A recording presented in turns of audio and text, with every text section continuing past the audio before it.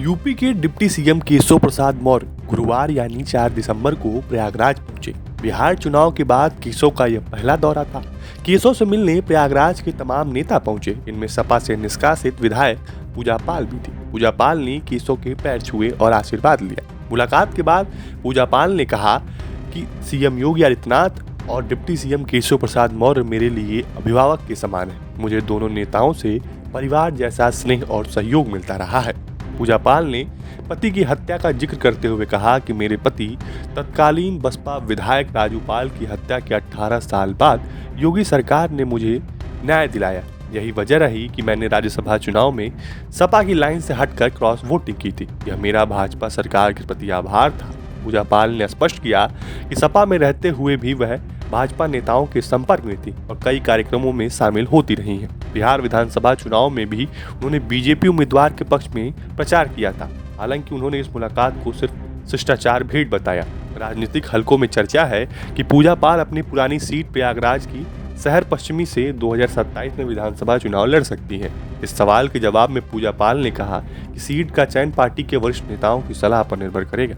वर्तमान में वो कौशाम्बी जिले के चायल सीट से विधायक है। मैं भाजपा में क्यों आई यह सब जानते हैं। आगे का निर्णय उच्च नेतृत्व करेगा और मैं यह सहर्ष स्वीकार करूंगी। आइए आपको बताते हैं कि पूजा पाल को सपा से निष्कासित क्यों किया गया था।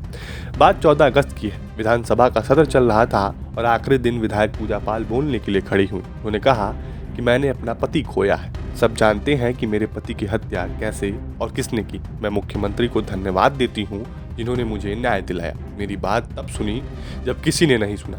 मुख्यमंत्री ने प्रयागराज में मुझ जैसी महिलाओं को न्याय दिलाया और अपराधियों को दंड दिया। मैंने अपना पति खोया है जो इस सदन के माननीय सदस्य थे। ये बात किसी से छिपी नहीं है। पूरा सदन जानता है कि उनकी हत्या कैसे हुई थी और किन लोगों ने की थी। मैं धन्यवाद देना चाहती हूँ माननीय मुख्यमंत्री जी को जिन्होंने मेरे छुपे हुए उन आंसुओं को देखने का काम किया जो वर्षों में किसी ने देखने का काम नहीं किया। मेरा दुख, मेरा तकलीफ माननीय मुख्यमंत्री जी ने देखने का काम किया और सही मायने में मुझे न्याय दिलाने का और देने का काम किया।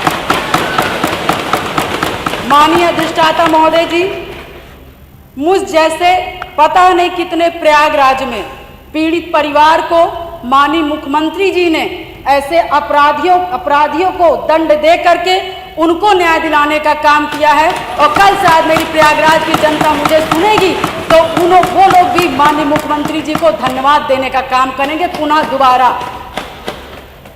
और माननीय अध्यक्ष जी, मेरे जैसे पता नहीं कितने महिलाओं की सिंदूर को मिटाया गया, पता नहीं कितने माताओं की गोदी सूनी कर दी गई।